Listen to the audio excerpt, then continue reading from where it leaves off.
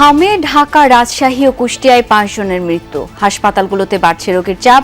কাল থেকে টিকাদান। ভ্যাকসিনটা তো প্রিভেন্টিভ মেটার হিসাবে কাজ করে, বাট ভ্যাকসিন দিয়েছে দেয়নি এরকম আসলে আমরা একটা মিক্সড টাইপ পাচ্ছি। জ্বালানি তেলের সংকট কাটছে না। পাম্পে আজও দীর্ঘ লাইন। মিয়ানমারে পাচারের সময় চট্টগ্রামে ৬,০০০ লিটার ডিজেল জব্দ করেছে কোস্টগার্ড। ১৫০ বছরের পুরনো আইনে চলছে রেল। লাইনে অসতর্ক হাঁটাহাঁটি, বাজার ও ছাদে ঝুঁকিপূর্ণ ভ্রমণে বাড়ছে দুর্ঘটনা, প্রাণহানি।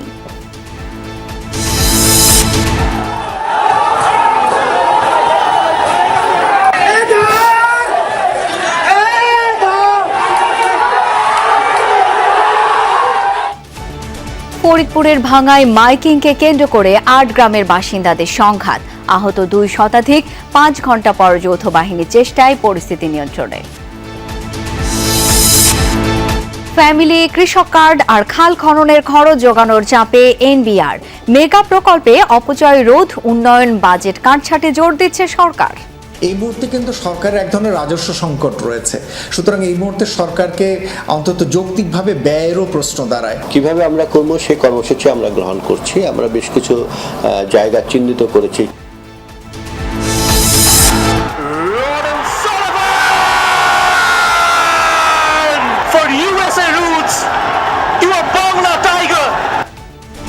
সন্ধ্যায় দেশে ফিরছে সাফ অনূর্ধ্ব ২০ চ্যাম্পিয়ন বাংলাদেশের যুবারা।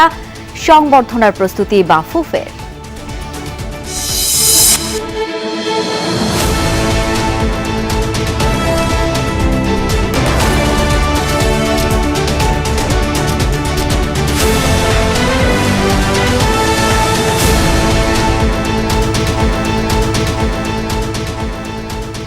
দেখছিলেন শিরোনামগুলো। এছাড়াও দেশ বিদেশের আরো খবর নিয়ে দুপুরের বাংলাদেশে আপনাদের সাথে আছি আমি শাওন দত্ত। দেশের শিল্প খাতের বিদ্যমান চ্যালেঞ্জ ও বিনিয়োগ পরিবেশ নিয়ে শীর্ষ ব্যবসায়ী নেতাদের সাথে প্রথম আনুষ্ঠানিক বৈঠকে বসেছেন প্রধানমন্ত্রী তারেক রহমান।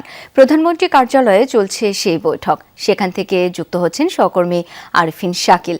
আরিফিন, বৈঠকে কারা কারা উপস্থিত হয়েছেন, আলোচনার বিষয়ে কোনো তথ্য পেয়েছেন কি? না, এখন পর্যন্ত আলোচনার বিষয়ে কোনো তথ্য পাওয়া যায়নি আনুষ্ঠানিকভাবে, কারণ এখনো বৈঠক চলছে এবং সেই বৈঠকে অংশ নিয়েছেন প্রধানমন্ত্রীর সঙ্গে রয়েছেন যারা ব্যবসায়ী হিসাবে যারা রয়েছেন ডিবিএল গ্রুপের এম এ জাব্বার, প্যাসিফিক জিন্সের সৈয়দ এম তানভীর, অ্যাপেক্স ফুটওয়্যারের নাসিম মঞ্জুর, বে ফুটওয়্যারের জিয়াউর রহমান, প্রাণ আরএফএলের আহসান খান চৌধুরী, ইনসেপ্টা গ্রুপের আব্দুল মুক্তাদির, রানার গ্রুপের হাফিজুর রহমান খান, র্যাঙ্কস গ্রুপের সোহানা রুফ চৌধুরী, এসিআইয়ের আরিফুদ্দৌলা এবং সেই সঙ্গে প্রধানমন্ত্রীর সঙ্গে আজকের এই বৈঠকে অর্থমন্ত্রী আমির খসরু মাহমুদ চৌধুরী যেমন রয়েছেন বিরা চেয়ারম্যান রয়েছেন। মূলত আজকের এই বৈঠকে দেশের যে অর্থনৈতিক যে চ্যালেঞ্জ, সেই চ্যালেঞ্জ নিয়ে উত্তরে কী ধরনের ব্যবস্থা সরকারের পক্ষ থেকে নেওয়া যায় সেসব বিষয় নিয়ে মূলত ব্যবসায়ীদের কাছ থেকে মতামত জানতে চাচ্ছেন প্রধানমন্ত্রী এবং সেই সঙ্গে ব্যবসায়িক বিনিয়োগ বান্ধব ব্যবসায়িক প্রতিষ্ঠান তৈরি করার জন্য ৫ আগস্টের পর অনেক শিল্প কারখানা যেমন বন্ধ হয়ে গিয়েছে সেগুলো কীভাবে খোলা যায়, কর্মসংস্থান বৃদ্ধি করা যায় সেসব বিষয় নিয়ে মূলত ব্যবসায়ীদের সঙ্গে প্রধানমন্ত্রী আলাপচারিতা। এরপরও ধারাবাহিকভাবে আরও অন্যান্য শীর্ষস্থানীয় শিল্প উদ্যোক্তা যারা রয়েছেন তাদের সঙ্গে আলোচনা করবেন, কারণ বর্তমান প্রধানমন্ত্রীর তার যে রাজনৈতিক অঙ্গীকার, অর্থাৎ প্রায় বলা হচ্ছিল যে তিনি তার দল ক্ষমতায় এলে তিনি ব্যাপক হারে কর্মসংস্থান বৃদ্ধি করবেন। সেই কর্মসংস্থান বৃদ্ধি করার জন্য কলকারখানা, শিল্প প্রতিষ্ঠান এগুলো যেমন চালু করার সরকারের অনেক বড় চ্যালেঞ্জ রয়েছে, তেমনি মানুষের কর্মসংস্থান সৃষ্টি করার জন্য নতুন নতুন বিনিয়োগ বান্ধব পরিবেশ তৈরি করাও সরকারের জন্য চ্যালেঞ্জ। সেই চ্যালেঞ্জ মোকাবেলায় মূলত ব্যবসায়ীদেরকে ডাকা হয়েছে এবং বন্ধ কারখানা চালু করা থেকে শুরু করে অন্যান্য যেই অর্থনৈতিক চ্যালেঞ্জ রয়েছে সেগুলো উত্তরণের জন্য ব্যবসায়ীদের কাছ থেকে মতামত জানতে চাওয়া হয়েছে। এবং জ্বালানি সংকট নিয়ে গত কয়েকদিন ধরে বাংলাদেশে যে অচল অবস্থা তৈরি হয়েছে বা মানুষের মধ্যে যেই এক ধরনের আতঙ্ক তৈরি হয়েছে সেটি কীভাবে কাটানো যায় এবং সেই সঙ্গে নিরবিচ্ছিন্নভাবে জ্বালানি সরবরাহ যেন শিল্প প্রতিষ্ঠানগুলো পায় সেসব বিষয় নিয়ে মূলত আজকের এই বৈঠকে আলোচনা হচ্ছে বলে বিভিন্ন মারফত আমরা জানতে পারছি। কিছুক্ষণ পর বৈঠকের কার্যক্রম শেষ হবে শাওন, এরপর ব্যবসায়ীরা বের হবেন, সেখান থেকে তারা গণমাধ্যমের সঙ্গে কথা বলবেন আজকের এই বৈঠকের সারসংক্ষেপ সম্পর্কে। এরপর অর্থমন্ত্রীর সঙ্গে আমাদের এক ধরনের কথা বলার সুযোগ রয়েছে, তিনি আসলে হয়তো সরকারের পলিসির বিষয়ে, পরিকল্পনার বিষয়ে আমরা জানতে পারবো। নিশ্চয়ই সেই আপডেটগুলো আপনাদের মাধ্যমে দর্শকদেরকে আমরা জানাতে পারবো। ধন্যবাদ আপনাকে আরিফিন। দেশের বিভিন্ন জেলায় প্রতিদিনই বাড়ছে হাম আক্রান্ত রোগী। গত 24 ঘন্টায় হামের উপসর্গ নিয়ে রাজশাহীতে 3 এবং কুষ্টিয়ায় 1 শিশুর মৃত্যু হয়েছে। রাজশাহী মেডিকেল কলেজ হাসপাতালে গত 24 ঘন্টায় হামের উপসর্গ নিয়ে 25 শিশু ভর্তি হয়েছে। হাসপাতালটিতে ভর্তি রয়েছে 149 জন শিশু। ময়মনসিংহ মেডিকেল কলেজ হাসপাতালে রোগটির উপসর্গ নিয়ে নতুন করে 24 জন ভর্তি রয়েছে। মোট চিকিৎসাধীন 67 জন। রংপুর মেডিকেলে গত 24 ঘন্টায় উপসর্গ নিয়ে ভর্তি হয়েছে 12 জন। হামের প্রকোপে উদ্বেগ দেখা দিয়েছে অভিভাবকদের মাঝে। কাল থেকে সারা দেশে বিশেষ টিকাদান কর্মসূচি শুরু করছে সরকার। 6 মাস থেকে 10 বছর বয়সী শিশুরা পাবে হামের ভ্যাকসিন।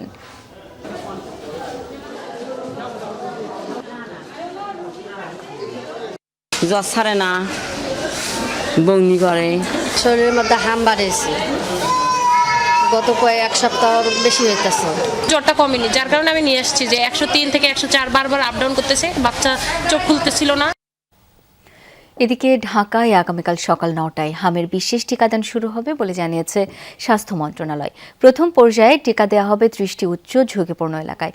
এদিকে গত 24 ঘন্টায় হাম উপসর্গে রাজধানীর ডিএনসিসি কোভিড হাসপাতালেও একজন মারা গেছেন। হাম আক্রান্ত হয়ে প্রতিদিনই হাসপাতালে ভর্তি হচ্ছে সদ্য জন্ম নেওয়া শিশু থেকে বয়স্করা। দুপুরে ডিএনসিসি কোভিড ডেডিকেটেড হাসপাতালের পরিচালক কর্নেল লতিফা রহমান এক ব্রিফিংয়ে জানান, এই হাসপাতালে গত 24 ঘন্টায় ভর্তি হয়েছেন 70 জন রোগী।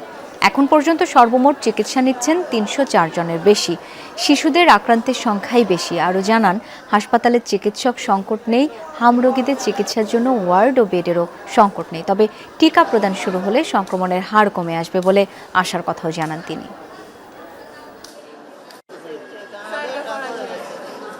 ভ্যাকসিনগুলো আপনার বাচ্চাদেরকে দেওয়া এবং এই ব্যাপারে আপনারা আমাদেরকে সাহায্য করেন। ইনশাআল্লাহ এই হামের প্রকোপ খুব তাড়াতাড়ি কমে আসবে। প্যানিক হওয়া দরকার নেই, দরকার হচ্ছে শুধুমাত্র সঠিকভাবে সরকারি সব কাজে অংশগ্রহণ করা এবং সঠিক চিকিৎসাটা পেয়ে আপনার বাচ্চাকে সুস্থ রাখা। দর্শক, এই মুহূর্তে একটু যেতে চাই রাজশাহীতে। সেখানে আছেন সহকর্মী তারেক মাহমুদ। তারেক, রাজশাহীতে 3 জনের মৃত্যু হয়েছে ইতিমধ্যেই। এখনকার কি অবস্থা দেখছেন, সব মিলিয়ে বিস্তারিত জানতে চাই। শাওন, 3 জনের মৃত্যু হয়েছে। আমাদেরকে বেলা 12টায় কিন্তু রাজশাহী মেডিকেল কলেজের যারা দায়িত্বরত রয়েছে তারা জানিয়েছে। এখন পর্যন্ত যারা চিকিৎসাধীন তারা আইসোলেশন যে ওয়ার্ড রয়েছে এবং অন্যান্য ওয়ার্ডে কিন্তু চিকিৎসা নিচ্ছে। এবং এ নিয়ে কিন্তু রাজশাহী মেডিকেল কলেজ হাসপাতালে গত 3 মাসে মোট 38 জন শিশু এই হামের উপসর্গ নিয়ে মারা গেল। এবং রাজশাহী মেডিকেল কলেজ হাসপাতালের যিনি মুখপাত্র রয়েছে শঙ্কর বিশ্বাস, তিনি যেমনটি জানাচ্ছিলেন যে দুপুরের পর থেকে শনিবার দুপুর 12টা পর্যন্ত হামের উপসর্গ নিয়ে 3 জন কিন্তু মারা গিয়েছে। এবং এ নিয়ে কিন্তু রাজশাহী মেডিকেল কলেজ হাসপাতালে এই মৌসুমে কিন্তু 38 জন শিশু মারা গিয়েছে।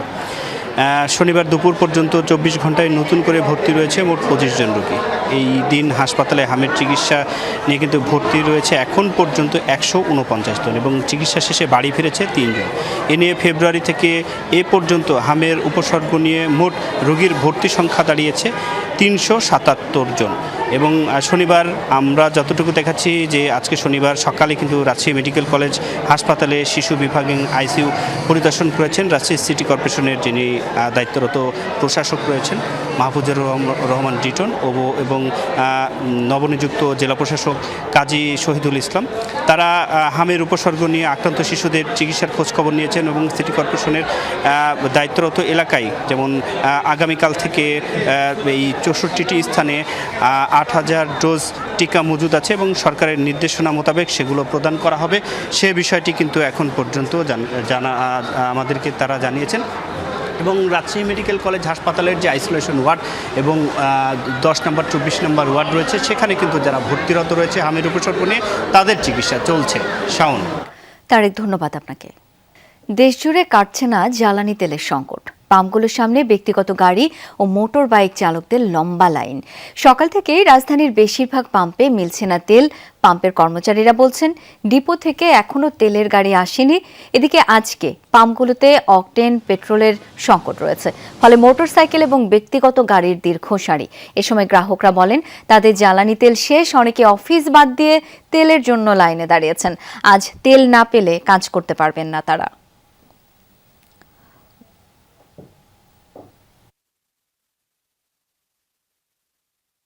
4,500 দিত আমাদের 4,500 দিয়ে 3-4 দিন চলে যেত। এখন সে তেল 2 ঘন্টা থেকে 3 ঘন্টার ভিতর পুড়ে যায়। আমাদের কথা হলো যতক্ষণ থাকবে আমরা দিতে হবে, কোনো তেল থাকতে পারবে না। তো আমরা যতক্ষণ তেল থাকে বিক্রি করে শেষ করে বসে আছি। আজকে না নিতে পারলে কালকে থেকে অফিস করতে পারবো না, এই জন্য আজকেই কষ্টটা করতে চাই, কিছু করার নাই। সরকারের 2 টাকা আবার কমায় দিতে হবে, তাহলে যারা মজুত করছে তারা ধরা খাবে, তখন তেলটা বের হয়ে আসবে। আমি গতকালকে রাত্রে 12:30টায় লাইনে দাঁড়াইছি, এখনো পর্যন্ত তেল নিতে পারিনি।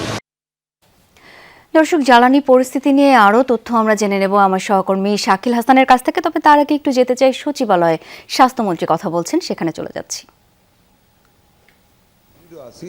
তবে কিছুটা পরিবর্তন হয়েছে কয়েকটি ব্যাপারে, আমি সেই ব্যাপারটি আপনাদেরকে এখন বলতে চাই। আল্লাহর উপর নির্ভর করে আপনাদের সকলের সহযোগিতায় আমরা আগামীকাল রবিবার সকাল 9 ঘটিকা থেকে আমরা আমাদের টিকা কার্যক্রম শুরু করতে যাচ্ছি। খুব মাইনরিটি শুনবেন। সেই টিকা কার্যক্রমের জন্য আমাদের নিটাক হলো আমাদের এই ব্যাপারে national immunisation technical advisory group NITAG, এরা এবং আরও কিছু এক্সপার্টাইজ ফ্রম হেলথ মিনিস্ট্রি, তারা আইডেন্টিফাই করেছেন কোথায় বেশি ভয়াবহ আকারে এই মিজেলটা শুরু হয়েছে। সেখানে immediately we have to hit 30 উপজেলা আন্ডার 18 ডিস্ট্রিক্টস। ইংরেজিতে যদি একটু আমার মাঝে মাঝে আইসা পড়ে মাপ চাই, যদি বুঝতে অসুবিধা বলবেন, রিপিট করব বাংলায়। 30টা উপজেলাতে 18টা জেলার অধীনে 30টা উপজেলাকে আমরা হিট করতে চাচ্ছি। এখন ওইখানের মিজেলসের আক্রমণটা বেশি বিদায়, বুঝাইতে পারছি? এই 30টা উপজেলা হলো আপনার আন্ডার 18টা জেলা। 18টা জেলার নাম হলো বরগুনা, পাবনা, চাঁদপুর, কক্সবাজার, গাজীপুর, চাঁপাইনবাবগঞ্জ, নেত্রকোনা, ময়মনসিংহ, রাজশাহী, বরিশাল, নওগাঁ, যশোর, নাটোর, মুন্সিগঞ্জ, মাদারীপুর, ঢাকা, ঝালকাঠি, শরীয়তপুর। এই 18টা ডিস্ট্রিক্টের অধীনে 30টা উপজেলায় আমরা আগামীকাল সকাল 9টা থেকে টিকা কার্যক্রম মিজেলস আমরা শুরু করতে যাচ্ছি। তার মধ্যে 5টি স্পটে আমরা নিজেরা আমাদের মন্ত্রণালয় থেকে সরকারের পক্ষ থেকে আমরা উপস্থিত থাকব। বাকি 25টা উপজেলায় আমাদের সিভিল সার্জনগণ স্থানীয় কর্মকর্তাদের নিয়ে ওই কাজটা উদ্বোধন করবেন। যেই 5টায় আমরা যাচ্ছি, আমি নিজে আমার ডিজি আমাদের স্বাস্থ্য বিভাগ নিয়ে সহ আরও 2-1 কর্মকর্তা সহ আমি যাচ্ছি ঢাকার নবাবগঞ্জ। আমার মাননীয় প্রতিমন্ত্রী উনি যাচ্ছেন গাজীপুর সদর, সাথে আরও কর্মকর্তা নিয়ে। পাবনার সদরে যাচ্ছেন আমাদের সচিব মহোদয়, পাবনার সদরে উনি যাচ্ছেন। আজকে রাত্রে করবেন, কালকে সকালে থাকবেন পাবনার সদর। নলছটি উদ্বোধন ঝালকাঠি, ওখানে থাকবেন আমাদের মাননীয় উপদেষ্টা ডক্টর জিয়া হায়দার, উনি ওইখানে থাকবেন। কক্সবাজারে থাকবেন আমাদের স্বরাষ্ট্রমন্ত্রী জনাব সালাউদ্দিন আহমেদ এমপি। এই 5টা স্পটে আমরা নিজেরা থাকব। বাকি স্পটগুলিতে আমাদের সিভিল সার্জন মহোদয়গণ স্থানীয় কর্তৃপক্ষকে নিয়ে ওনারা থাকবেন এবং এই কার্যক্রম শুরু হবে। নাম্বার 3, আমরা কাকে দিতে যাচ্ছি? আমরা তখন বলেছিলাম 5 years to 10 years, এটা একটু চেঞ্জ হয়েছে। মানে এই পর্যন্ত যত রুগী মিজেলে ভর্তি হয়েছে তার মধ্যে 82% রুগী হইল 5 বছর, মানে 6 মাস থেকে 5 বছরের নিচে। এই ব্র্যাকেটের ভিতরে রুগী 82%, এবং এইখানে ডেটটা বেশিও হচ্ছে। সেই কারণে আমরা ফার্স্ট হিটে নিয়েছি, ফার্স্ট কনসিডারেশন নিয়েছি 6 মাস থেকে 59 মাস, মানে 5 বছরের থেকে 1 মাস কম। এই গ্রুপটাকে আমরা কালকে থেকে শুরু করতেছি। এটাকে আমরা ফার্স্ট কভার করতে চাচ্ছি অল ওভার দ্য কান্ট্রি। এই 30টা উপজেলা শুরু করা মানে আমাদের কার্যক্রম শেষ না। আমরা এটাকে যেহেতু এখানে প্রবল আকার ধারণ করেছে, এটাকে আমরা কন্ট্রোলে নিয়ে বাকিগুলিতে আমরা কাজে অগ্রসর হব ইনশাল্লাহ। কোনোটাই থেমে থাকবো না। ফার্স্টে শুরু করতেছি 6 মাস থেকে 59 মাস, যেটাতে এখন অ্যাটাকটা বেশি, এটাকে আমরা এখন টিকা দান করব আল্লাহ যদি বাঁচান। এদের সাথে যারা আক্রান্ত পেশেন্ট, জ্বর অথবা যাদের মিজেল হয়েছে তাদেরকে আমরা সাথে সাথে ভিটামিন এ খাওয়াই দেব। ভিটামিন এ প্রত্যেক হসপিটালে যেখানে রুগী আছে এটা খাইয়ে দেওয়া হবে এই আমাদের এই কর্মসূচির ভিতরে। কিন্তু মনে রাখবেন, যাদের টিকা দেওয়া হচ্ছে সুস্থ তাদেরকে কিন্তু ভিটামিন এ দেওয়া হবে না। আবার বলি, যারা অসুস্থ, হাম আক্রমণ হয়েছে অথবা জ্বর হয়েছে, হামের সম্ভাবনা আছে, শুধু আক্রান্ত চিকিৎসাধীন রোগীদেরকে ভিটামিন এ দেওয়া হবে। যাদেরকে এর বাইরে অসুস্থ না কিন্তু আমরা টিকা দিচ্ছি তাদেরকে ভিটামিন এ দেওয়া হবে না।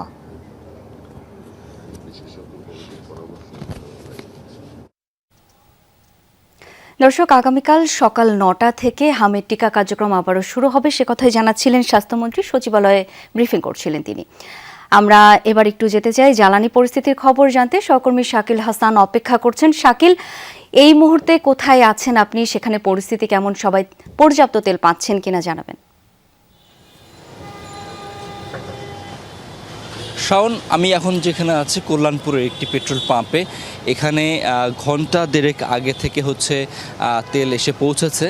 ৪,৫০০ লিটার অক্সিজেন এবং ৪,৫০০ লিটার ডিজেল এসেছে এবং তারপর থেকেই তারা এখানে তেল দেওয়া শুরু করেছে। এর আগে আমি সকালে আসাদ গেট, কল্যাণপুর সহ আরও যে কয়েকটি স্থানে কয়েকটি পাম্পে আমি ঘুরেছি, সেখানে কিন্তু তেল ছিল না এবং সেখানে তেল দেওয়া বন্ধ ছিল। যদিও পাম্পগুলোর সামনে অসংখ্য মানুষ কিন্তু সারিবদ্ধভাবে দাঁড়িয়েছিলেন যানবাহন নিয়ে, তারা তেলের অপেক্ষা ছিলেন। তবে একটি বিষয় কিন্তু আমি এখানে এসে উদ্ঘাটন করছি, সেটি হচ্ছে যে বেশিরভাগ পাম্পের সামনে কিন্তু লাইন ধরে দাঁড়িয়ে আছেন আসলে মোটর বাইক বা মোটর আরোহীরা, যারা বেশিরভাগই পাঠাও বা উবারে কাজ করে, অর্থাৎ ভাড়ায় তারা মোটরসাইকেল চালান। তারা আসলে বলছেন যে প্রতিদিন যেহেতু তারা এটি জীবিকার তাগিদেই তারা এই কাজটি করেন, প্রতিদিন তারা অনেক কিলোমিটার করে চালান, যে কারণে তাদের তেল আসলে বেশি লাগে। এই কারণে তারা প্রতিদিনই আসছেন। আবার এমন দু একজন আমরা পেয়েছি যারা আসলে তেল থাকতেও একবার তেল নিয়ে আবার আধা ঘন্টা পরে আবার ঘুরে তারা এসছেন। এরকম গ্রাহক আমরা দু একজন পেয়েছি। তবে এখানে সংকট রয়েছে সেটি স্পষ্ট এবং কারণটি হচ্ছে এখন পর্যন্ত যে পরিমাণ তেল পাম্পগুলো পাচ্ছে তার থেকে বেশি আসলে চাহিদা রয়েছে পাম্পগুলোতে তেলের জন্য। শাকিল, ধন্যবাদ আপনাকে। জ্বালানি তেল সংগ্রহে দেশের বিভিন্ন জেলায় ফিলিং স্টেশনেও গ্রাহকদের দীর্ঘ লাইন। সংকটের কারণে রেশনিং পদ্ধতিতে বিক্রি হচ্ছে তেল। চাহিদা তুলনায় কম সরবরাহের কারণে রংপুর বিভাগের অর্ধেকেরও বেশি পাম্প বন্ধ। এতে করে চরম ভোগান্তিতে পড়েছেন গ্রাহকরা। চাহিদা মতো তেল না পেয়ে ক্ষোভ জানান তারা। খুলনা, চট্টগ্রাম, রাজশাহী বিভাগেও জ্বালানি তেল নিয়ে গ্রাহকদের ভোগান্তি কমেনি। সবগুলো ফিলিং স্টেশনে লম্বা লাইন, বাইকারদের ভিড়ই বেশি। ঘন্টার পর ঘন্টা লাইনে দাঁড়িয়েও তেল না পাওয়ার অভিযোগ করেন গ্রাহকরা। মজুতদারির বিরুদ্ধে কঠোর ব্যবস্থা নেওয়ার দাবি জানিয়েছেন ভোক্তারা। পাম্প মালিক ও ডিলারদের দাবি, ডিপো থেকে চাহিদা মতো তেল না পাওয়ায় এমন পরিস্থিতি দেখা দিয়েছে। আমাদের ডেলি ৯,০০০ অক্টেনের দরকার, আমরা পাচ্ছি ৪,০০০। ওইটা আমরা ঘন্টা ২ ঘন্টার মধ্যে বিক্রি হয়ে যায়।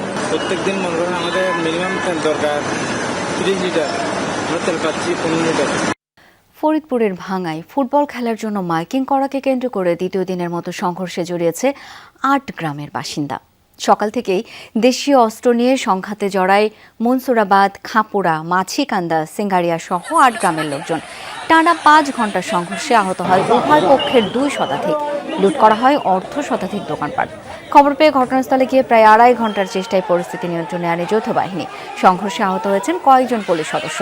স্থানীয়রা জানায়, শুক্রবার বিকেলে ফুটবল টুর্নামেন্টের জন্য মাইকিং করে ৪ গ্রামের কয়েকজন। এ সময় মনসুরাবাদ গ্রামের রাহাত ও তারেকের সাথে কথা কাটাকাটি, মারামারি হয় খাপুড়া গ্রামের জাহিদ এবং আজিমের। এরই জেরে মনসুরাবাদ বাজারের সেক্রেটারি জিন্নাত মাতুব্বরকে মারধর করে খাপুড়া গ্রামের কয়েকজন। পরে অন্যান্য গ্রামের বাসিন্দারা একত্রিত হয়ে পাল্টা হামলা চালায়। গতকালের সংঘাতে উভয় পক্ষের ৪০ জন আহত হয়।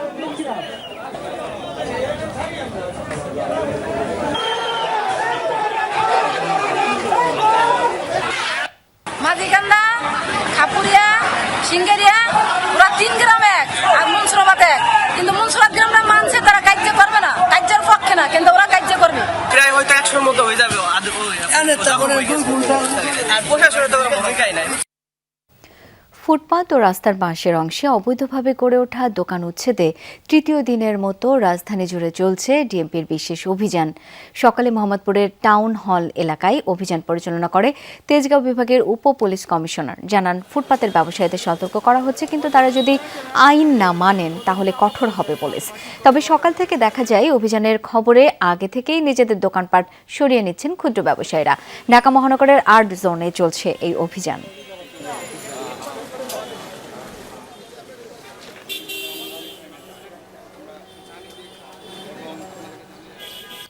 আমরা তদারকি করছি যেন যাদেরকে আমরা উঠিয়ে দিচ্ছি, যে রাস্তার উপরে দোকান এক্সটেন্ড করেছেন অথবা রাস্তাটা জবরদখল করে নিয়েছেন, তাদেরকে আমরা সরিয়ে দিয়েছি, কিন্তু আবারও ওনারা চেষ্টা করছেন বসার জন্য। তাদেরকে আমরা আবারও খুবই সফটলি আমরা হ্যান্ডেল করছি।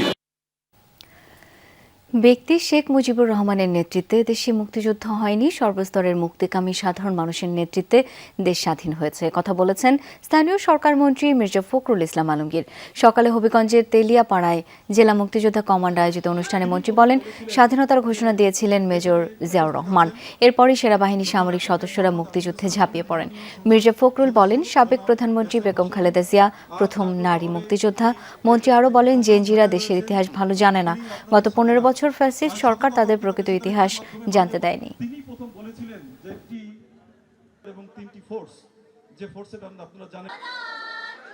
Major Zia declared independence of Bangladesh and I revolt. তাতে করে সমগ্র সেনাবাহিনীর সদস্য যারা বাংলাদেশি ছিলেন এবং অন্যান্য সংগঠনগুলো তারা একত্রিত যুদ্ধে ঝাঁপিয়ে পড়ে এবং মুক্তিকামী সাধারণ মানুষ, যুবক, তরুণ তারা যুদ্ধে ঝাঁপিয়ে পড়ে। রেললাইনে বসেছে বাজার, অসচেতন হয়ে হাঁটছে মানুষ। সিগন্যাল পড়লেই যেন রেল ক্রসিং পার হবার তাড়া, ট্রেনের ছাদেও চলছে ভ্রমণ। রেলওয়ে আইন অনুযায়ী এগুলোর সবকিছুই অপরাধ। প্রায় 150 বছরের পুরনো আইন বাস্তবায়নের কোনো লক্ষণই চোখে পড়ে না। নতুনভাবে আইন তৈরির প্রক্রিয়াও চলমান, কিন্তু এতেই কি নিরাপদ হবে রেল যোগাযোগ, নাকি রেল লাইন শুধুই মৃত্যুর কারণ হবে বারবার? আরও জানাচ্ছেন তানভীর সিদ্দিক টিপু, ছবি তুলেছেন রানা হুসাইন।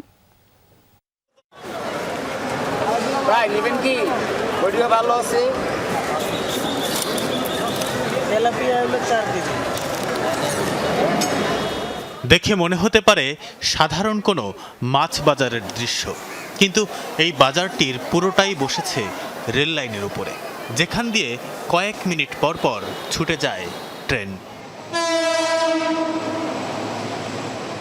ট্রেন আসার সংকেত পেলেই তল্পি তল্পা গুটিয়ে দৌড়। ট্রেন চলে গেলে আবার আগের জায়গায় ফেরে ব্যবসা। দিনভর চলে এমনই এক বিপজ্জনক কানামাছি খেলা। রেলওয়ে আইন 1890-এর 122 ধারা অনুযায়ী রেল লাইনের দুই পাশের 10 ফুট করে 20 ফুট জায়গাকে নিষিদ্ধ এলাকা হিসেবে বিবেচনা করা হয়। অর্থাৎ এই জায়গায় যদি কেউ জোরপূর্বক বা অনুমতি ছাড়া প্রবেশ করেন তাহলে তা দণ্ডনীয় অপরাধ হিসেবে বিবেচনা করার কথা। কিন্তু এই আইনের বিষয়ে এই এলাকার বেশিরভাগ মানুষই জানেন না, জানলেও মানেন না। এখানে আইন শৃঙ্খলা রক্ষাকারী বাহিনী বা আইন প্রয়োগকারী সংস্থার কোনো তৎপরতাও চোখে পড়েনি। বিক্রেতাদের অনেকেই এখানে বছরের পর বছর বসে ব্যবসা করছেন। রেল লাইনে এভাবে ব্যবসা করা অপরাধ আর ঝুঁকির, তবুও জীবিকার তাগিদ। আগে থেকে অবস্থা এটার উপরে নির্ভরশীল করতেছি। আমাদেরকে বলে, আমরাও বলি কি করবো, করে তারপরে বলে যে যাই কিছু করেন সাবধানে থাকেন, জানি কোনো ক্ষতি হয় না। পাবলিকও খারাপ, জিয়ানো মনোগর মানুষ বেশি এনায় মাছ কিনে, ওই ভালো জায়গায় যাইবো না, মার্কেটে যাইবো না, এনায় দাম কম।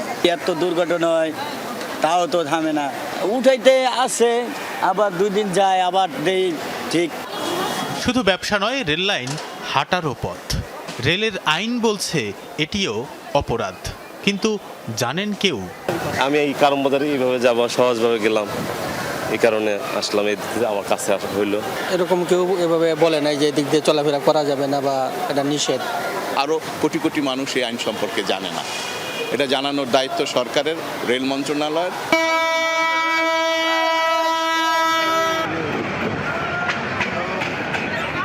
রেলওয়ে পুলিশের 2021 থেকে 2025 সালের হিসাব বলছে এই 5 বছরে ট্রেনে কাটা পড়ে প্রাণ গেছে 5,098 জনের।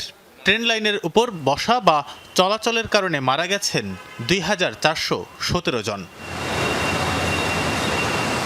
রেল লাইনে সময় কাটাতে পছন্দ করেন অনেকে। লাইনে বসে কানে ইয়ারফোন দিয়ে উদাস মনে শোনেন গান। গত 5 বছরে কানে ইয়ারফোন নিয়েই পৃথিবী থেকে বিদায় নিয়েছেন 166 জন।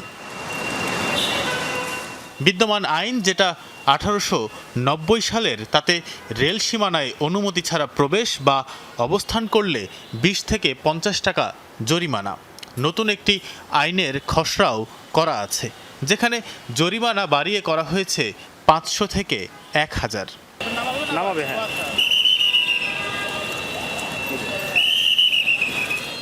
মালিবাগ রেলগেট দেখে বোঝার উপায় নেই এটা লেভেল ক্রসিং। গেট নামলেও ঝুঁকি নিতে পিছপা নন অনেকে। ট্রেন আসার আগ মুহূর্তে চলে প্রাণপণ দৌড় প্রতিযোগিতা। আগে যাওয়ার জন্য দূরত্ব হয়তো দাঁড়িয়ে রইল না, ভাবছে যে ট্রেনটা আসলে তো অনেক সময় লাগবে। যদি একটা গাতার ভিতর পড়ে গেল তখন যাত্রীও শেষ, প্যাসেঞ্জারও শেষ, গাড়িও শেষ, সবই শেষ। গত 5 বছরে রেল ক্রসিং এভাবে দ্রুত পারাপারের চেষ্টা করে প্রাণ হারিয়েছেন 1,681 জন। ট্রেনের ছাদে ভ্রমণ আইনে অপরাধ, কিন্তু বাস্তবে যেন দুঃসাহসিকতার প্রতীক। গত 5 বছরে ছাদ থেকে পড়ে মারা গেছে 69 জন। ছাদে ভ্রমণের সাজা নতুন আইনের খসড়ায় 500 টাকা জরিমানা বা 1 মাসের কারাদণ্ড।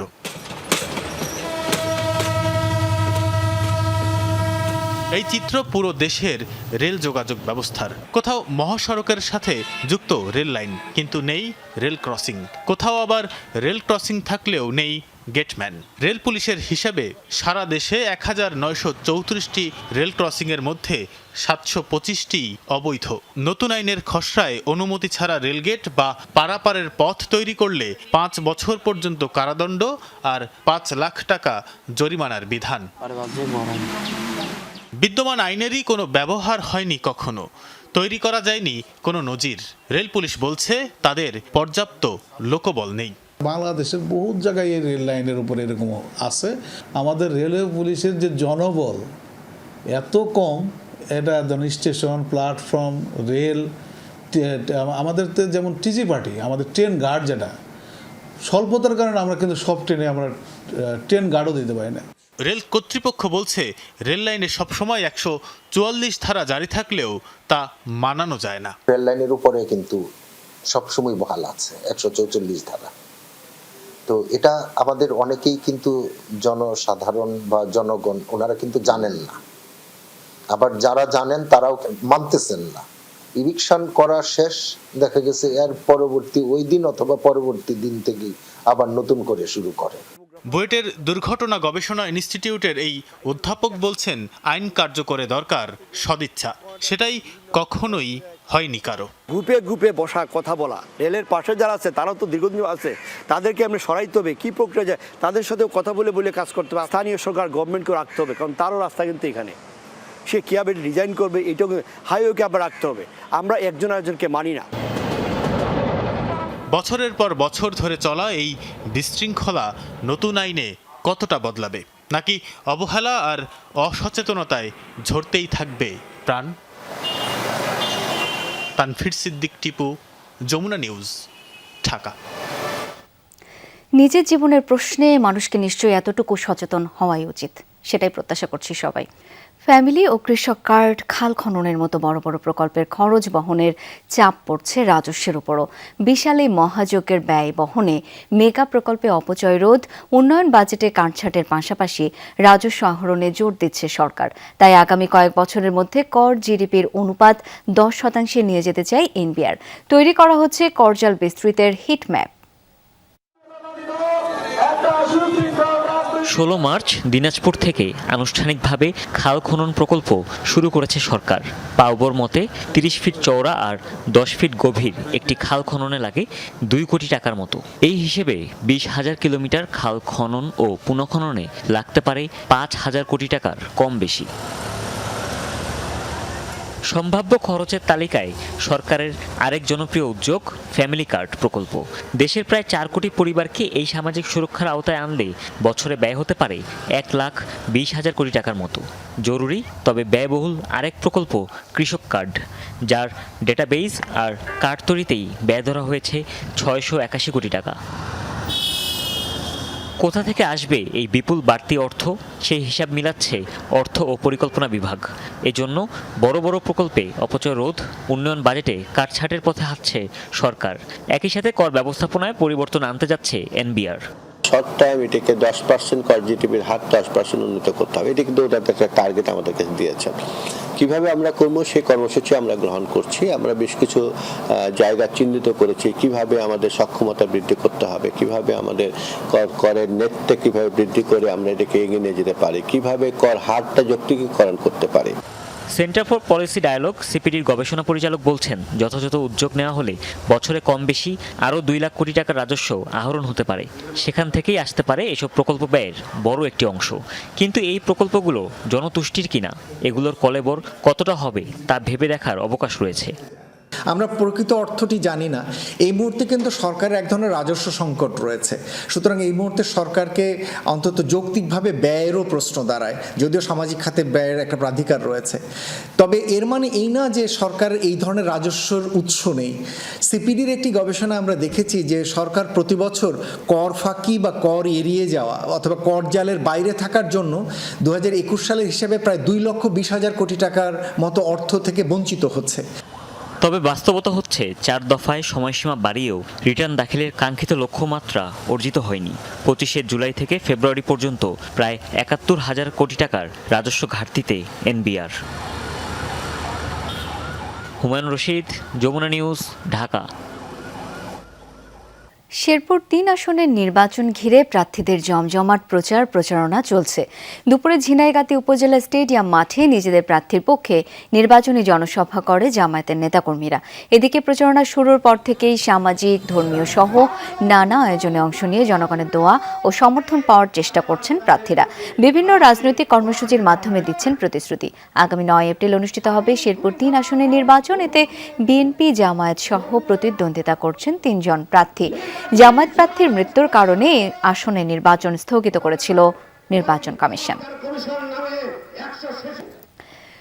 রাজধানীর হাতিরঝিলে অনুষ্ঠিত হয়েছে টাইগার পেস হাফ ম্যারাথন। বিভিন্ন অ্যাথলেটদের পাশাপাশি এতে সাধারণ মানুষদের অংশগ্রহণ ছিল। হাতিরঝিল অ্যাম্পি থিয়েটারে এই হাফ ম্যারাথন প্রতিযোগিতার পুরস্কার বিতরণ করা হয়। পুরস্কার প্রদান করেন প্রধান অতিথি ঢাকা উত্তর সিটি কর্পোরেশনের প্রশাসক শফিকুল ইসলাম খান মিল্টন। তিনি তরুণ প্রজন্মের মাঝে এই ম্যারাথনের আয়োজন ছড়িয়ে দেওয়ার প্রত্যয় ব্যক্ত করেন। বিশেষ অতিথি হিসেবে উপস্থিত ছিলেন জাতীয় ক্রিকেট দলের সাবেক অধিনায়ক মোহাম্মদ আশরাফুল। সুস্থতা নিশ্চিতে দৌড়ের বিকল্প নেই বলে মন্তব্য করেন তিনি।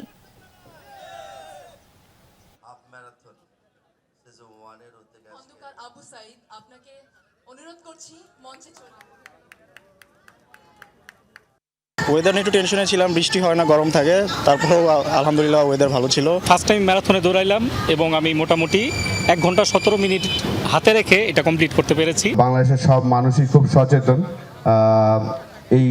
এই রানিংটা নিয়ে। ভালো লাগছে যে এটা কিন্তু আসলে নিজের সুস্থতাও রাখে। ইয়াং জেএনজি যারা আছে তারাও আরো ভালোভাবে তাদের যে ম্যারাথনের বাইরেও আরো যে ক্রিয়া চর্চাগুলো আছে সেগুলো যদি করতে পারে, সেই ব্যাপারে আমি আমার পক্ষ থেকে সহযোগিতা করব। সাব অনূর্ধ্ব 20 চ্যাম্পিয়নশিপের খবর জানাবো। টানা দ্বিতীয়বারের মতো সাব অনূর্ধ্ব 20 ফুটবল চ্যাম্পিয়নশিপের শিরোপা জিতেছে বাংলাদেশ।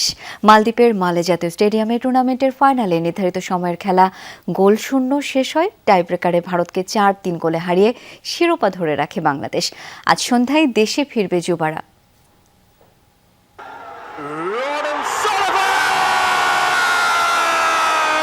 রোনান সুলিভান উঠছেন, যেভাবে সাফ অনূর্ধ্ব 20 চ্যাম্পিয়নশিপে পারফর্ম করলেন, রোনানকে তো উঠতে দেখতেই মানায়। প্রথমবারের মতো কোনো একটা ফরম্যাটের জাতীয় দলের জার্সি গায়ে দারুণ পারফরমেন্সে দলকে তুলেও এনেছেন ফাইনালে। জয় আর হারের ব্যবধানেও তখন দাঁড়িয়ে বয়স 20 না পেরোনো তরুণ রোনান সুলিভান। চাপের সেই মুহূর্তেও নিজেকে সামলে রাখলেন রোনান। শুধু সামলালেনই না, রীতিমতো যেন চাপকে জয় করলেন। ঠান্ডা মাথার পানেনকা পেনাল্টি, তাও আবার শিরোপা নির্ধারণী শটে। বছর 20 একজন তরুণের থেকে ভাবা যায়। নির্ধারিত সময়ে গোলশূন্য অবস্থায় থাকা ম্যাচের নাটকীয়তা টাই ব্রেকারেও শেষ হয়নি। ভারতের প্রথম শটটা ঠেকিয়ে দেন বাংলাদেশের গোলরক্ষক মাহিন। অন্যদিকে বাংলাদেশের পক্ষে প্রথম 3 শটেই গোল করেন মোর্শেদ, চন্দন ও ফাহিম। ভারতের গোলকিপারের ট্যাকটিক্যাল ব্রিলিয়ান্সে চতুর্থ শটটা মিস করেন স্যামুয়েল। পরের শটটায় ভারত গোল মিস করলেও রোনান ভুল করেননি। টুর্নামেন্টের সেরা গোলকিপার হয়েছেন মাহিন। শিরোপা জেতা ফুটবলারদের ছাদ খোলা বাসে সংবর্ধনা দেয়া হবে। এ নিয়ে টানা 2 বার সাফের শিরোপা জিতল বাংলাদেশ অনূর্ধ্ব 20 দল। আফনান পিয়াল, যমুনা স্পোর্টস। সাফের শিরোপা জিতে বাংলাদেশ দলের জয়োৎসব থামছেই না। গোলরক্ষক জানালেন তারা শিরোপা জিততে চেয়েছিলেন পুরো দেশের জন্য। অধিনায়ক জয় উৎসর্গ করলেন বন্ধুকে। শিরোপা জয়ের পর যুব ও ক্রীড়া প্রতিমন্ত্রীর ঘোষণা, ছাদ খোলা বাসে রোনান সলিভানদের সংবর্ধনার পরিকল্পনা চলছে। আজ সন্ধ্যায় দেশে ফেরার পর তাদের হাতির ঝিলে সংবর্ধনা দেয়া হবে। স্মৃতির পাতায় কি উকি দিচ্ছে 2022 সালের কথা? সেবার ভারতের ভুবনেশ্বরে এই সাফ আন্ডার 20 চ্যাম্পিয়নশিপের ফাইনালে বাংলাদেশের বিপক্ষে শিরোপা জিতেছিল ভারত। পরের আসরে বাংলাদেশ শিরোপা জিতলেও সেখানে প্রতিপক্ষ ছিল ভিন্ন।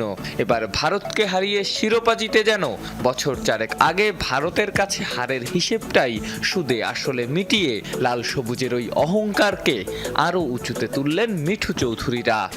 ফাইনাল জিতা মানে আমি 4 বছর ধরে এটা চাইতেছি, আল্লাহ আমাদেরকে দিছে আজকে, কিন্তু আমি একজনকে খুবই মিস করতেছি। কারণ আমার বন্ধু আশিক, আমি একসাথে ম্যাচ খেলছি ওর সাথে 4-5টা। 4 বছর ধরে ও থাকলে আরো বেশি আনন্দ হইতো, ওই নাই। তারপর আমি ওকে এই ট্রফিটা উৎসর্গ করতে চাই। টানা দ্বিতীয় শিরোপা জয়ের পথে গোলকিপার ইসমাইল হোসেন মাহিনের অবদান সবচেয়ে বেশি। পেনাল্টি শুটআউটে ভারতের প্রথম শট থামিয়েই শিরোপা জয়ের স্বপ্নটা দারুণভাবে জাগিয়ে তোলেন মাহিন। পরে ভারত মিস করে আরও একটা শট। মাহিন যেন শিরোপা জিততে চেয়েছিলেন পুরো দেশের জন্য।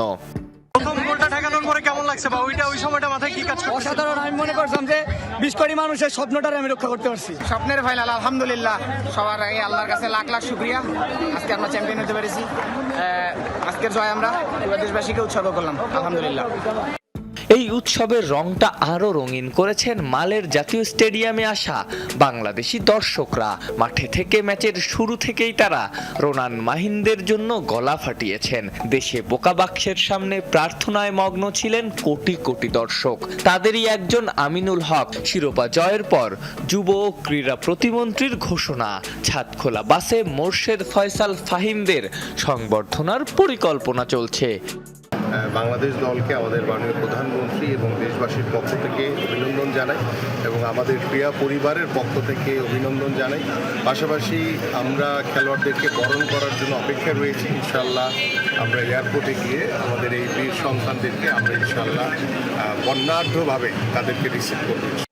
শনিবার সন্ধ্যায় মালদ্বীপ থেকে দেশে ফিরবেন শিরোপাজয়ী বাংলাদেশি ফুটবলাররা। আফনান পিয়াল, যমুনা স্পোর্টস। কারো পৌষ মাস, কারো সর্বনাশ। ফখর জামানের নিষেধাজ্ঞায় ওপেন করার সুযোগ পেয়েই বাজিমাত করলেন পারভেজ হোসেন ইমন। তার ঝোড়ো ইনিংস আর মোস্তাফিজুর রহমানের 2 উইকেটে মুলতান সুলতানসের বিপক্ষে 20 রানে জয় পেয়েছে লাহোর কালান্দার্স। বৃষ্টিবিঘ্নিত ম্যাচের দৈর্ঘ্য 13 ওভারে নামিয়ে আনার পর টসে হেরে আগে ব্যাট করতে নামা স্বাগতিক লাহোরকে দুর্দান্ত সূচনা এনে দিয়েছেন 2 ওপেনার মোহাম্মদ নাইম ও পারভেজ ইমন। তাদের জুটি থেকে মাত্র 5.1 ওভারে আসে 86 রান। যদিও শুরুতে ব্যাট হাতে ভুগেছেন ইমন। প্রথম 10 বলে মাত্র 9 রান করা ইমন ইনিংসের এক পর্যায়ে 7টি বলে হাঁকিয়েছেন 5টি 6, 1টি 4। শেষ পর্যন্ত মাত্র 19 বল খেলে 5 ছক্কা 2 চারে করেছেন 45 রান। তার ব্যাটে 13 ওভারে লাহোর করে 185 রান। জবাবে লক্ষ্য তাড়ায় মুলতান সম্ভাবনা তৈরি করলেও তাদের ইনিংস নেমেছে 165 রানে। আগের ম্যাচের সেঞ্চুরিয়ান 15 বলে 24 করা সাহেবজাদা ফারহানকে ফিরেছেন মুস্তাফিজ। পরে আউট করেন 18 বলে 44 করা শান মাসুদকে।